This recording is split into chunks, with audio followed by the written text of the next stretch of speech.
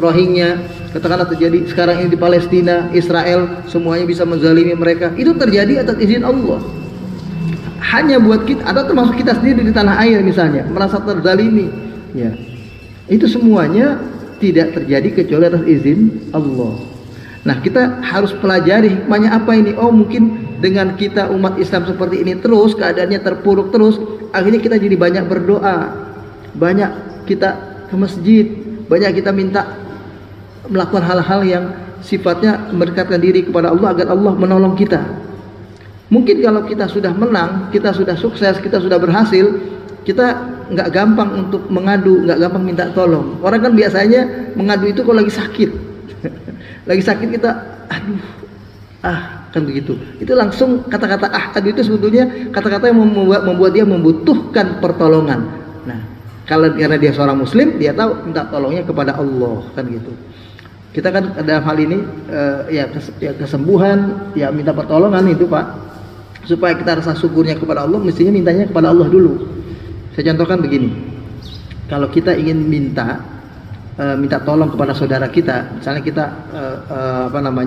sedang berhutang, ingin menutupi hutang, sudah dikejar betul gitu, harus kita lunasi, lalu kita mau minta tolong saudara kita. Itu kalau cara seorang muslim itu nggak langsung datang ke rumah saudaranya untuk minta tolong, karena itu berakibat kalau kita langsung ke rumah orang itu, lalu orang itu menolong kita akan berterima kasihnya sama orang itu, bahkan merasa kita berhutang budi, jadi harus balas budi kepada orang itu. Tapi kalau kita mintanya kepada Allah dulu, ini lagi kesulitan, kepepet, minta kepada Allah, ya Allah, Engkau maha kaya, aku sedang membutuhkan pertolonganmu ya Allah. Aku ingin pergi ke tempat saudaraku, barangkali dia bisa menolongku. Ya Allah, lunakkan hatinya agar dia mau menolong aku. Nah, itu mintanya kepada Allah dulu.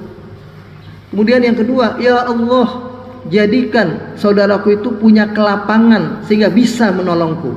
Jadi mampu, ya, dan mau. Nah, begitu akhirnya kita datang kepada saudara kita, ternyata dia mau menolong. Karena kita sudah minta dulu kepada Allah, ya Allah jadikan hatinya lunak, mau menolong kita. Karena ada orang yang dia punya kemampuan tapi nggak mau menolong, kan gitu. Dia merasa ngapain nggak mau ditolong melulu, misalnya. Kemudian yang kedua, dia mampu. Ternyata alhamdulillah karena kita minta kepada Allah, begitu diminta, dia lagi punya kelapangan, ya, sangat mungkin untuk membantu kita, ada kemampuannya. Karena ada orang yang begitu kita minta tolong, ternyata dia juga lagi susah. Akhirnya nggak bisa menolong kita, padahal mungkin mau menolong tapi nggak mampu. Jadi kalau kita seperti itu Pak, begitu dapat pertolongan dari saudara kita tadi, kita akan bersyukurnya kepada Allah dulu. Ya Allah, puja-puji bagimu, terima kasih Engkau telah melunakkan hati saudaraku untuk menolong aku. Engkau telah memberikan kelapangan kepada saudaraku sehingga dia punya rezeki yang lebih, bisa membantu kesulitanku. Itu begitu.